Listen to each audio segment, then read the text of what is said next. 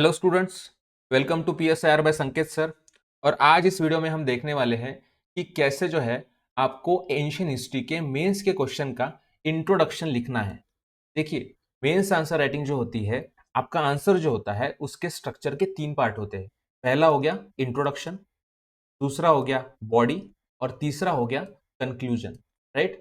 तो ये आज का जो वीडियो है पूरा का पूरा इंट्रोडक्शन पे बेस होने वाला है कि आपको इंट्रोडक्शन में एग्जैक्टली लिखना क्या होता है। स्पेसिफिकली जब एंशियंट हिस्ट्री के क्वेश्चंस आपको आएंगे मेंस में, तो उनके इंट्रोडक्शन में आपको लिखना क्या है, ये इस वीडियो में हम देखने वाले हैं। तो सबसे पहले ये तो जान लेते हैं कि इंट्रोडक्शन एग्जैक्टली होता क्या है। किसी भी सब्जेक्ट का इंट्रोडक्शन हो, इंट्रोडक्शन क्या होता है? देखिए, इंट्रोडक्शन होता है आपके आंसर का ओपनिंग स्टेटमेंट। राइट। अब सर, ये ओपनिंग स्टेटमेंट क्या होता है? आपने कोई भी एक आर्टिकल पढ़ा होगा द हिंदू या फिर द इंडियन एक्सप्रेस में। राइट। तो ऑथर लिखता कैसे है, किस वे में प्रेजेंट करता है उसके पूरे आर्टिकल को, कि सबसे पहले आप जब पढ़ोगे तो उसमें एक छोटा सा पैराग्राफ दिया होगा सबसे स्टार्टिंग में। वो उसके आर्टिकल का ओपनिंग स्टेटमेंट होता है। वो ओपनिंग स्टेटमेंट क्या करता है कि पूरा का पूरा आर्टिकल एग्जैक्टली किस टॉपिक के ऊपर बेस्ड है और ऑथर आगे जाके किस टॉपिक के ऊपर बात करने वाला है, इस डायरेक्शन को वो दर्शाता है, वो इंट्रोडक्शन। राइट। तो इसी तरह का इंट्रोडक्शन यूपीएससी भी एक्सपेक्ट करती है जब आप मेंस में आंसर लिखते हो। राइट। तो इंट्रोडक्शन लिखने के भी कुछ तरीके होते हैं कि इंट्रोडक्शन किसी भी सब्जेक्ट का हो, उसमें आपको एग्जैक्टली क्या लिखना है, कैसे लिखना होता है, उसके लिए भी मैंने कुछ टिप्स आप इस वीडियो में मेंशन किए हैं। जैसे कि आपका इंट्रोडक्शन जो है वो एकदम कंसाइज होना चाहिए। कंसाइज का मतलब क्या, कि 2 या 3 सेंटेंसेस में उसका काम खत्म हो जाना चाहिए। पूरा का पूरा डेटा उसमें आपको भरना नहीं है। राइट। क्योंकि आपको बॉडी भी लिखनी होती है जिसमें आपको क्वेश्चन को एड्रेस करना होता है। ठीक है। तो सबसे पहली टिप क्या होगी कि आपको कंसाइज रहना है। कंसाइज मतलब कम से कम शब्दों में आपको ज्यादा से ज्यादा इंफॉर्मेशन प्रोवाइड करनी है। आपको सिंपल और क्लियर लैंग्वेज यूज करनी है। मतलब क्या, कि बहुत सारे कॉम्प्लिकेटेड वर्ड्स आपको उसमें डालने नहीं है। और आपके आपका जो आइडिया है, राइट, आपको आइडिया प्रेजेंट करना है इस क्वेश्चन में, तो उस आइडिया का एक क्लियर इमेज उस इंट्रोडक्शन में होना चाहिए। ठीक है। तीसरी जो टिप है वो है आपको अननेसेसरी डिटेल्स जो है वो अवॉइड करने हैं। मतलब आपको रेलिवेंट इंफॉर्मेशन प्रोवाइड करनी है। फॉर एग्जाम्पल, अगर आपको पूछा गया है भक्ति लिटरेचर के बारे में, तो आप भक्ति लिटरेचर के बारे में ही बात करोगे आपके इंट्रोडक्शन में, ना कि भक्ति मूवमेंट के बारे में, कि वो कहां से स्टार्ट हुई थी, कौन से एरिया से स्टार्ट हुई थी, किस पीरियड में हुई थी। नहीं, आपको स्पेसिफिकली पूछा गया है भक्ति लिटरेचर के बारे में, तो आप जो अननेसेसरी डिटेल्स है भक्ति मूवमेंट के, उसको आप अवॉइड करोगे। आप स्पेसिफिकली भक्ति लिटरेचर के बारे में ही बात करोगे। राइट। तो focus should be on relevance to the question. मतलब क्या, कि क्वेश्चन जो है, क्वेश्चन का जो रेलिवेंस है, जो क्वेश्चन एग्जैक्टली पूछ रहा है, उसका भी एक थोड़ा बहुत जो इसेंस है वो आपके इंट्रोडक्शन में आना चाहिए। वो कैसे आएगा, क्या करना होता है उसमें, ये भी मैं आपको बताने वाला हूं। तो सबसे पहले आज हम इस वीडियो में देखेंगे कि हमें एंशियंट हिस्ट्री की जो क्वेश्चंस आएंगे हमारे मेंस के एग्जाम में, उसका इंट्रोडक्शन कैसे लिखना है। ठीक है। ये जो मैंने अभी तक इंट्रोडक्शन के बारे में बताया, ये ओवरऑल बताया कि इंट्रोडक्शन एग्जैक्टली होता क्या है, कैसे लिखा जाता है किसी भी सब्जेक्ट के बारे में। लेकिन अभी एंशियंट हिस्ट्री के जब क्वेश्चन आएंगे तो आपको क्या लिखना है, मैंने आपके लिए एक बहुत ही बढ़िया जो टेम्पलेट है वो तैयार करके रखा है। टेम्पलेट क्या, एक फिक्स स्ट्रक्चर होगा। राइट। कि आपको बस उसमें क्या इंफॉर्मेशन भरनी पड़ेगी, और भी और कुछ करने की आपको जरूरत नहीं। जैसे आप फिल इन द ब्लैंक्स लिखते हो, आप सिर्फ फिल करते हो ब्लैंक्स को, वैसे ही आपके नॉलेज के बेसिस पे आपको उसको कंटेंट भरना पड़ेगा। ओके। ठीक है। तो इसको अच्छे से समझाने के लिए मैंने एक एग्जाम्पल भी लिया है। अब ये देख के, एग्जाम्पल जो है ये रॉ एग्जाम्पल है, बहुत ही मैंने बेसिक सा एग्जाम्पल लिया है। इसके आगे भी मैं क्वेश्चन सॉल्व करने वाला हूं। ठीक है। पहले सबसे पहले टेम्पलेट हम देख लेते हैं। राइट। तो सबसे पहला क्वेश्चन जो है वो ये है कि discuss the main contributions of Gupta period to Indian heritage and culture which has its influence even today. Question क्या कह रहा है कि गुप्ता पीरियड में जो भी कॉन्ट्रीब्यूशंस हुए इस डायनेस्टी के, गुप्ता डायनेस्टी के इंडियन हेरिटेज एंड कल्चर में, उसका कॉन्ट्रीब्यूशन आपको बताना है। और उसका जो इन्फ्लुएंस आज भी जो प्रिवेल कर रहा है वो आपको बताना है। फॉर एग्जाम्पल, अगर मैं आपको बताऊं कि सती ट्रेडिशन जो है, सती परंपरा जो थी, वो भी रिसेंटली मतलब अंग्रेजों के टाइम पे बैन हो गई। राजा राम मोहन राय का बहुत बड़ा कंट्रीब्यूशन रहा है उसमें। तो वो बहुत मतलब पुरानी परंपरा थी, गुप्ता के टाइम पे या फिर उसके पहले से भी शायद वो चली आ रही थी। राइट। तो आज भी ऐसे कुछ चीजें हैं जो एंशियंट टाइम से हमारे सोसाइटी में एग्जिस्ट कर रहे हैं, वैसी चीजें आपको बतानी है गुप्ता के टाइम की, राइट? ये क्वेश्चन है। अब इस क्वेश्चन का इंट्रोडक्शन कैसे लिखना है, उसका टेम्पलेट मैं आपके सामने लाने वाला हूं। अभी वो टेम्पलेट है क्या, देखिए। सबसे पहले आपको इंट्रोडक्शन में लिखना होता है टाइम फ्रेम। आपको स्टेप बाय स्टेप जाना है, ठीक है? सबसे पहले स्टेप आपको आपकी क्वेश्चन आपके इंट्रोडक्शन की लिखनी है टाइम फ्रेम। अब ये टाइम फ्रेम लिखना मतलब किसके बारे में लिखना है? टाइम फ्रेम क्या दो तीन चीजें दी हुई होती है आपके क्वेश्चन में, तो किसके बारे में टाइम फ्रेम लिखना होता है? कोई भी डायनेस्टी, रिलीजन, कोई भी पीरियड जैसे वैदिक पीरियड हो गया, या फिर कोई भी फिलोसॉफी हो गई, उनका टाइम फ्रेम फिक्स होता है। उस टाइम फ्रेम को आपको मेंशन करना है, ठीक है? अगर गुप्ता एम्पायर दिया है तो मैं गुप्ता एम्पायर का टाइम फ्रेम यहाँ पे प्रोवाइड कर दूंगा। पहला जो मेरा स्टार्टिंग होगा मेरे इंट्रोडक्शन का, तो मैं टाइम फ्रेम मेंशन कर दूंगा। जैसे यहाँ पे क्वेश्चन में गुप्ता एम्पायर के बारे में पूछा है, तो मैं गुप्ता एम्पायर के बारे में ही टाइम फ्रेम प्रोवाइड करूंगा। जैसे the Gupta empire between the 4th and 6th century C. यहाँ पे मैंने अपने इंट्रोडक्शन की स्टार्टिंग की है, अभी तक मेरा सेंटेंस पूरा नहीं हुआ है, ठीक है?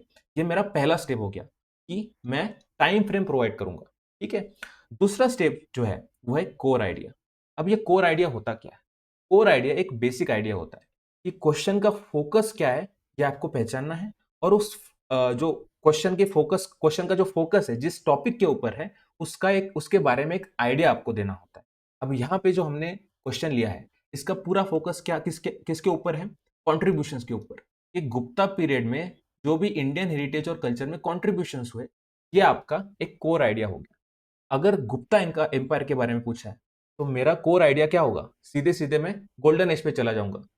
तो कोई भी मुझसे पूछे कि गुप्ता एम्पायर के बारे में क्या बताओगे, तो मैं सीधा कोर आइडिया मेरा क्या होगा? Golden age. मेरे मुंह से वही निकल जाएगा, राइट? तो मेरा कोर आइडिया हो जाएगा mark a golden age of art, culture and political stability. तो ये मेरा पहला सेंटेंस हो जाएगा। कैसे? The Gupta empire between the 4th and 6th century C mark a golden age of art, culture and political stability. इन दोनों को मिला के मेरा पहला स्टेटमेंट हो गया, मेरा पहला सेंटेंस तैयार हो गया। अब इस सेंटेंस को आपको थर्ड स्टेप में क्या करना है? लिंक कर देना है क्वेश्चन के साथ। क्यों करना है सर? क्योंकि क्वेश्चन का एक इमेज, एक इसेंस आपके इंट्रोडक्शन में होना चाहिए, ताकि आप जो पढ़ने वाला है उसको ये बता सके कि आगे जाके आप बॉडी में क्या बताने वाले हो, क्या कैसे किस तरह से आप क्वेश्चन को एड्रेस करने वाले हो। तो ये आपको कैसे करना है? क्वेश्चन में जितनी चीजें दी है, जो भी क्वेश्चन डिमांड कर रहा है, उससे आपको 50% चीजें उठानी है। मतलब यहाँ पे क्वेश्चन क्या पूछ रहा है कि एक तो गुप्ता पीरियड का कंट्रीब्यूशन क्या है, और उसका इन्फ्लुएंस आज भी इंडियन मॉडर्न सोसाइटी में क्या है, राइट? ये क्वेश्चन है। तो मैं कैसे लिंक करूंगा इसको, देखिए। This period laid foundational aspects of Indian heritage, contribution हो गया, that continue to influence even today. ये मैंने क्वेश्चन को लिंक कर दिया, जो मेरा पहला स्टेटमेंट बना था। पहला स्टेटमेंट क्या था? The Gupta empire between the 4th and 6th century C mark a golden age of art, culture and political stability. ये मेरा पहला सेंटेंस था, जिसको मैंने लिंक कर दिया क्वेश्चन के साथ। तो ये मेरा हो गया इंट्रोडक्शन। फाइनल इंट्रोडक्शन कैसे पढ़ेंगे हम? The Gupta empire between 4th and 6th centuries, मेरा टाइम फ्रेम आ गया। Marked a golden age of art, culture and political stability. ये मेरा पूरा पहले क्या हो गया? Time frame plus core idea हो गया, राइट?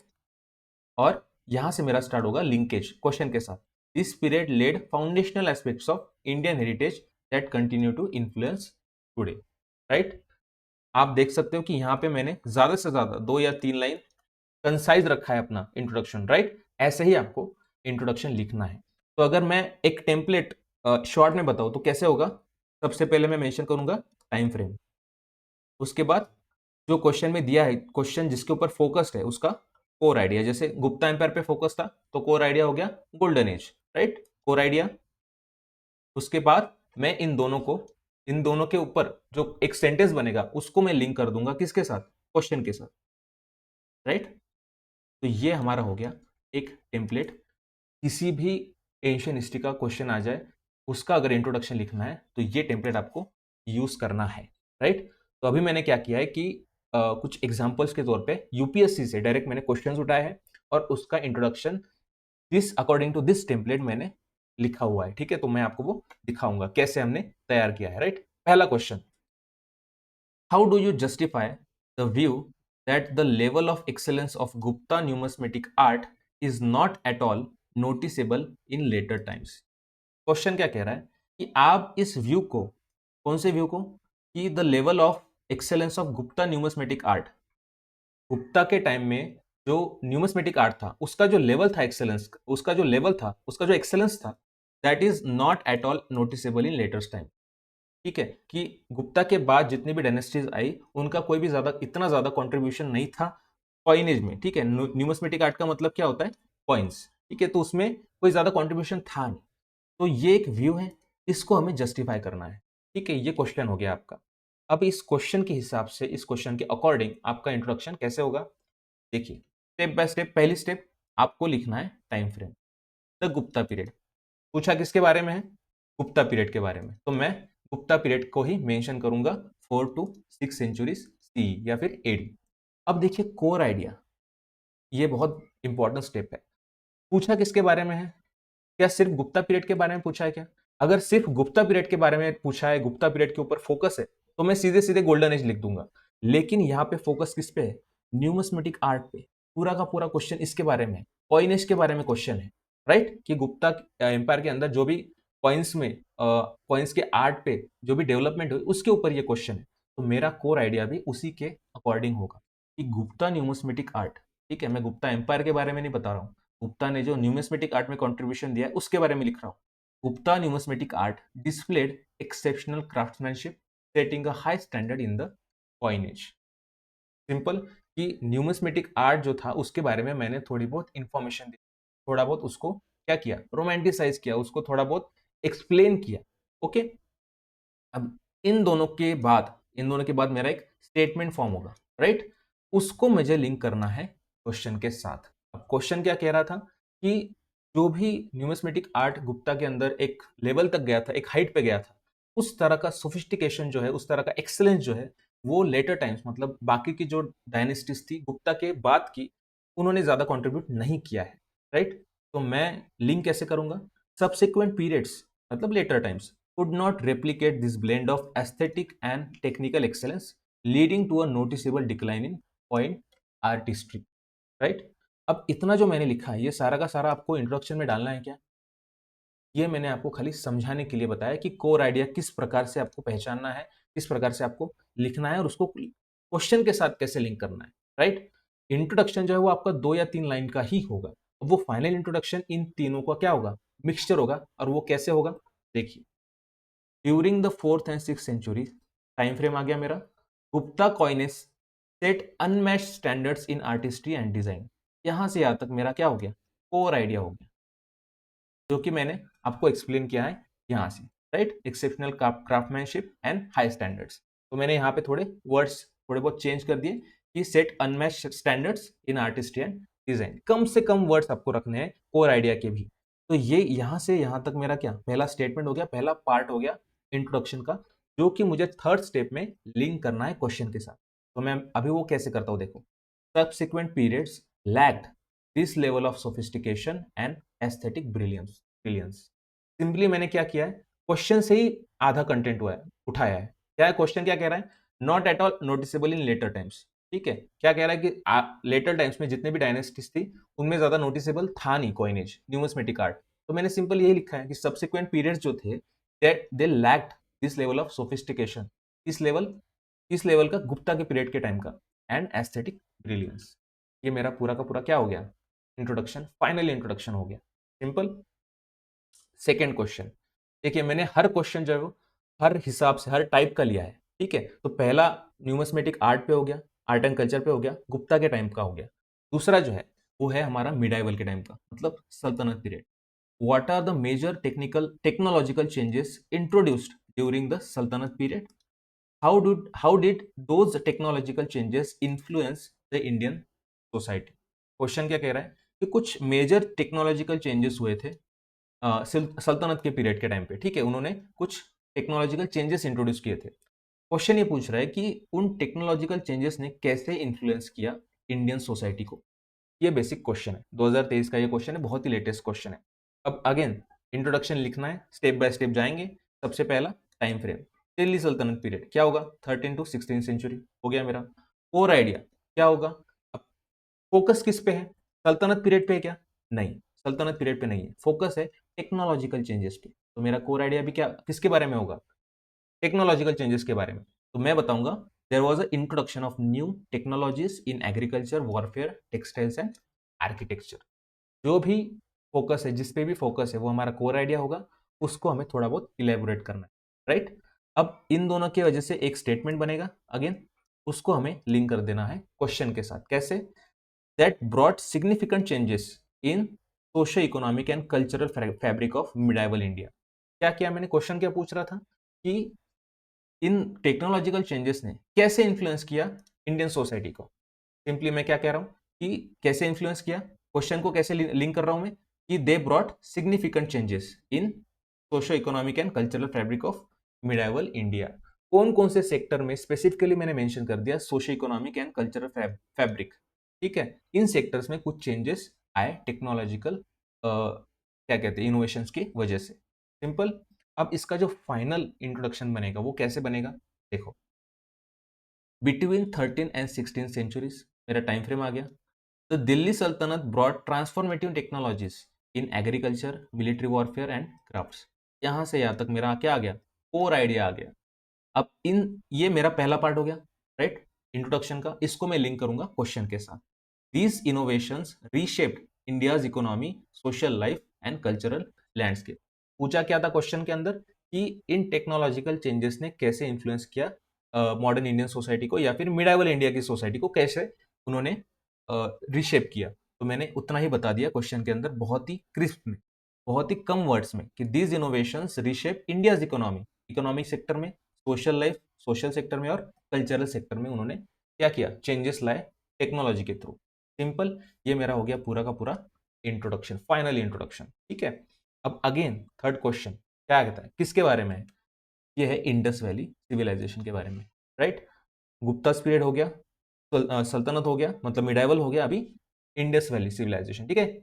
एंशिएंट में चलते सीधा। क्वेश्चन ये कह रहा है, to what extent has the urban planning and culture of Indus valley civilisation provided inputs इसको to the present day urbanisation.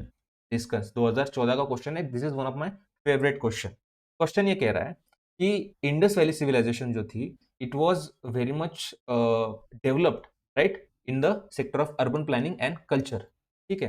तो आज भी उनके ऐसे कौन सी चीज है जो प्रिवेल कर रही है प्रेजेंट डे अर्बनाइजेशन में, राइट। तो उनकी जो अर्बन प्लानिंग थी और आज की जो अर्बन प्लानिंग है, इसमें क्या सिमिलरिटीज है, ये हमें बताना है। ये आपका क्वेश्चन हो गया। तो चलते हैं इसका इंट्रोडक्शन लिखने, और सबसे पहली स्टेप हमारी थी time frame. Indus valley civilisation क्या है, 2600 to 1900 BCE, right. Time frame हो गया। कोर आइडिया किस पे होगा, क्या सिर्फ इंडस वैली सिविलाइजेशन में कोर आइडिया होगा, नहीं। इंडस वैली सिविलाइजेशन के अंदर जो भी अर्बन प्लानिंग हुई थी, या फिर जो भी कल्चर था, ये हमारा फोकस है हमारे क्वेश्चन का। तो कोर आइडिया भी इसके बारे में ही होगा। Features such as grid layouts, advance drainage, standardised bricks, public bath reflect a highly organised urban culture. Core idea समझ में आ गया आपको। अब इससे जो स्टेटमेंट बनेगा, जो सेंटेंस बनेगा, उसको हमें लिंक कर देना है क्वेश्चन के साथ। क्या होगा, these innovations have left lasting legacy influencing the principles of modern urban planning in India. Simply question क्या पूछ रहा था कि किस तरह से जो अर्बन प्लानिंग थी इंडस वैली सिविलाइजेशन की, देखिए अर्बन प्लानिंग थी इंडस वैली सिविलाइजेशन की, उन्होंने इनपुट्स प्रोवाइड किए प्रेजेंट डे अर्बनाइजेशन। सिंपल, मैंने वही लिखा है कि किस तरह से अर्बन प्लानिंग के अंदर जो इनोवेशंस की गई उस टाइम पे, that left a lasting legacy influencing principles, आज के जो मॉडर्न इंडिया के अर्बन प्लानिंग के प्रिंसिपल है, उसको कैसे इन्फ्लुएंस किया, ये मैंने लिंक कर दिया पहले स्टेटमेंट को। सिंपल, यही आपको करना है, राइट। तो फाइनल जो होगा इंट्रोडक्शन वो कैसे होगा, the Indus valley civilisation, time frame आ गया 2600 to 900 1900 BC, pioneered advanced urban planning with its orderly streets, drainage systems and civic infrastructure। Again यहां से यहां तक क्या आ गया, आपका कोर आइडिया आ गया, और ये मेरा पहला पार्ट हो गया इंट्रोडक्शन का। इसको मैं लिंक करूंगा क्वेश्चन के साथ। These elements continue to inform and inspire modern urban development in India, right. ये मैंने लिंक कर दिया क्वेश्चन को। अब देखिए आपके दिमाग में क्वेश्चन आ रहा होगा कि सर आप यहाँ पे कुछ थोड़ा बहुत अलग लिख रहे हैं और फाइनल इंट्रोडक्शन में आप थोड़ा बहुत अलग लिख रहे हैं। ये जो मैंने आपके सामने रखा है टाइम फ्रेम, ये पूरा जो स्ट्रक्चर मैंने रखा है, ये आपको एक आइडिया दे रहा है कि किस तरह से आपको कुछ चीजें फ्रेम करनी होगी इंट्रोडक्शन के अंदर। जैसे अगर मान लो मैं कोर आइडिया बता रहा हूँ, तो कोर आइडिया के अंदर कौन कौन सी चीजें आएगी, जैसे ग्रिड लेआउट हो गया, एडवांस ड्रेनेज हो गया, राइट, फीचर्स आएंगे अर्बन प्लानिंग के, और उसको मैं लिंक कैसे करूंगा क्वेश्चन के साथ, कि क्वेश्चन में से मैं 50% पार्ट उठाऊंगा। कैसे, कि जो भी अर्बन प्लानिंग थी उसमें जो इनोवेशंस थे वो क्या एक लास्टिंग लेगेसी छोड़ रहे हैं और वो इन्फ्लुएंस कर रहे हैं मॉडर्न डे अर्बन प्लानिंग को, राइट। सिंपली मैंने सिर्फ थोड़ा बहुत रिफ्रेश किया है फाइनल इंट्रोडक्शन में। तो ऐसे ही आपको लिखना है फाइनल इंट्रोडक्शन। ओके, तो नेक्स्ट क्वेश्चन है वो है वैदिक पीरियड के बारे में। अब देखिए हर टाइप का मैं क्वेश्चन इसलिए ले रहा हूँ क्योंकि आपके दिमाग में ये ना है कि यार इस तरह का क्वेश्चन अगर मुझे किसी अलग तरह का क्वेश्चन आ गया, किसी अलग टॉपिक पे क्वेश्चन आ गया, तो मैं कैसे इंट्रोडक्शन लिखूंगा, इस टेम्पलेट का यूज मैं कैसे करूंगा। इसीलिए कोई भी टॉपिक छूटे ना, इसलिए मैंने 5 क्वेश्चंस लिए हैं, जिसमें से 3 क्वेश्चन हम सॉल्व कर चुके हैं।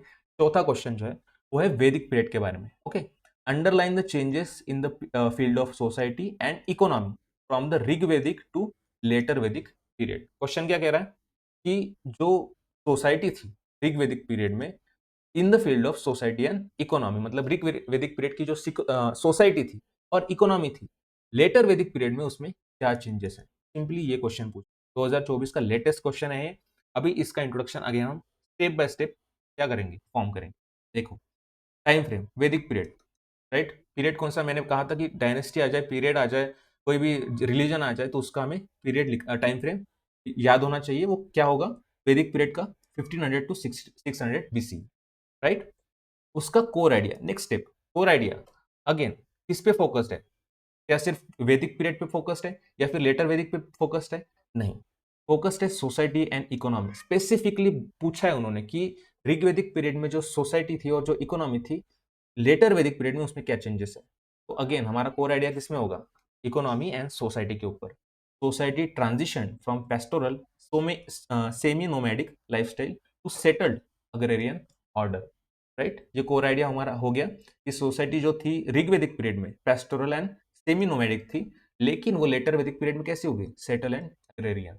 ओके, अब इसको इन दोनों को हमें किससे लिंक करना है, क्वेश्चन के साथ। क्वेश्चन ये कह रहा है कि कुछ चेंजेस हुए ऋग्वेदिक period to later Vedic period.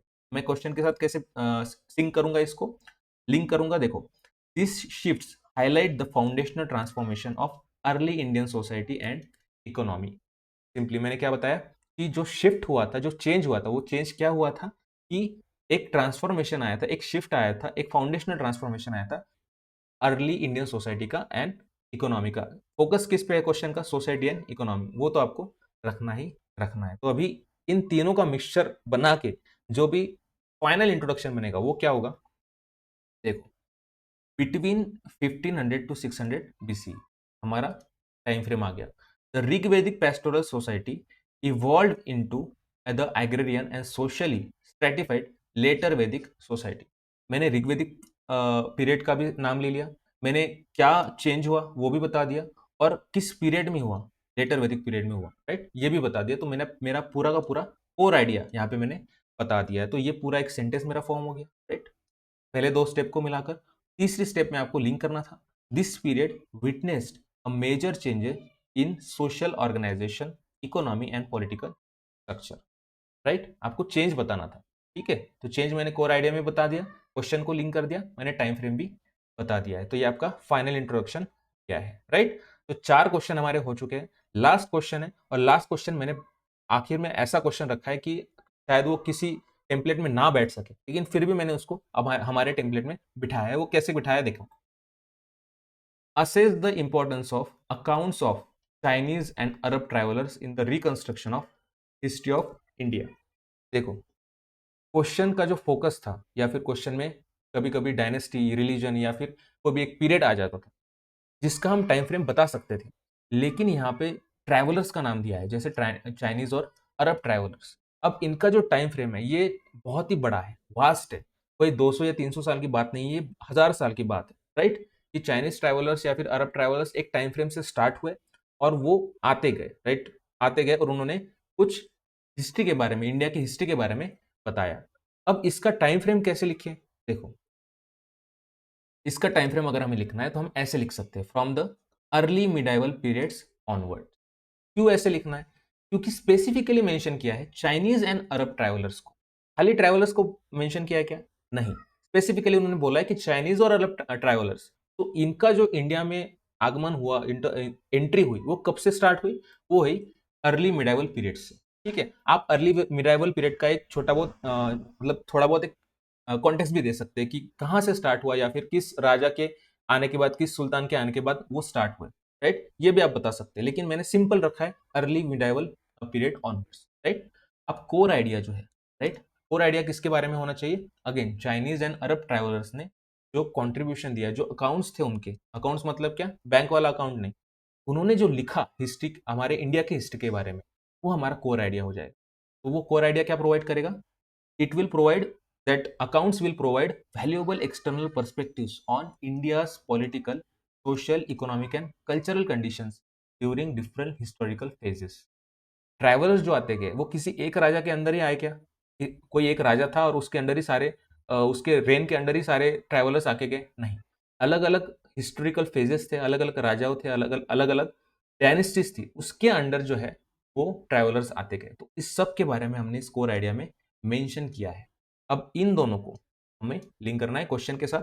Crucial sources for historians to reconstruct and understand India's past. Question क्या कह रहा है?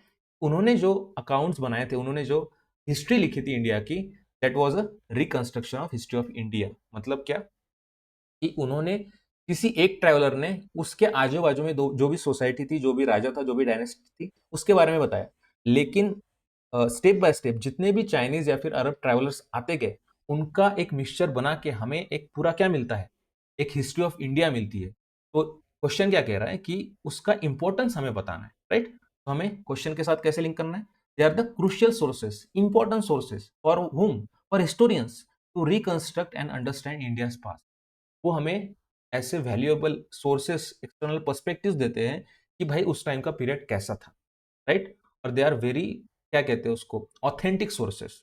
ठीक है, तो मेरा फाइनल इंट्रोडक्शन बनेगा, कैसे बनेगा इससे? देखो, from the early medieval period, जैसे मैंने बताया कि कोई स्पेसिफिक पीरियड में मेंशन नहीं कर सकता यहाँ पे। Chinese and Arab travellers recorded India's diverse historical realities in detail. Their accounts serve as a vital external sources for reconstructing India's political, social and cultural history। मैंने यहाँ पे टाइम फ्रेम मेंशन किया, यहाँ पे मैंने यहाँ से यहाँ तक मैंने कोर आइडिया मेंशन किया, that Chinese and Arab travellers recorded India's diverse historical realities in detail. क्योंकि यहाँ पे जो मैंने कोर आइडिया बताया ये तो बहुत बड़ा था, यहाँ पे मैं बता रहा हूँ कि एक्सटर्नल पर्सपेक्टिव था, पॉलिटिकल इन सारे सेक्टर्स में, राइट, हिस्टोरिकल फेजेस में डिफरेंट। लेकिन मैं उतना सब लिख नहीं सकता, तो मैं एक शॉर्ट में लिखूंगा that Chinese and Arab travellers recorded India's diverse historical realities in detail. अब ये मेरा पहला सेंटेंस हो गया। इसको मैं क्या करूंगा? लिंक करूंगा क्वेश्चन के साथ। क्वेश्चन ये कह रहा है कि बहुत ही इंपॉर्टेंट है आज के हिस्टोरियंस के लिए कि उन्होंने जो भी लिखा था उसको रिकंस्ट्रक्ट करके हम आज समझ पाते हैं कि उस टाइम पे कैसे सोसाइटी थी। तो their accounts serve as vital external sources for reconstructing India's political, social and cultural. ये हमारा फाइनल इंट्रोडक्शन हो गया इस क्वेश्चन का। और इसी के साथ मैं, हमारे 5 जो क्वेश्चन थे जो मैंने तैयार किए थे सिर्फ आपके लिए कि आपको इंट्रोडक्शन सही से समझ में आ जाए। ठीक है, तो अभी कोई भी क्वेश्चन आ जाए एंशिएंट इंडिया के ऊपर या फिर मिडाइवल इंडिया के ऊपर, आपके पास जो है वो टेम्पलेट रेडी है। आपका टेम्पलेट ये है कि आपको सबसे पहले टाइम फ्रेम मेंशन करना है, उसके बाद आपको कोर आइडिया देना है। ठीक है, कोर आइडिया जो होगा वो होगा फोकस आपके क्वेश्चन का, कि किसके ऊपर क्वेश्चन फोकस्ड है, और फिर लास्ट में उसको लिंक कर देना है क्वेश्चन के साथ, राइट। ये आपका एक बेसिक टेम्पलेट हो गया जो आपको हेल्प करेगा इंट्रोडक्शन लिखने में। अब इस वीडियो के बाद मैं जो बॉडी है, राइट, इंट्रोडक्शन तो हो गया आज, तो बॉडी के ऊपर एक अलग से डेडिकेटेड वीडियो बनाऊंगा और कंक्लूजन के ऊपर भी डेडिकेटेड वीडियो बनाने वाला हूँ। ठीक है, तो प्लीज इस चैनल को, इन वीडियोस को फॉलो करते रहिए, सब्सक्राइब कीजिए, ऐसे वीडियोस आपको मिलते रहिए। Please don't worry and keep following this channel. Thank you so much.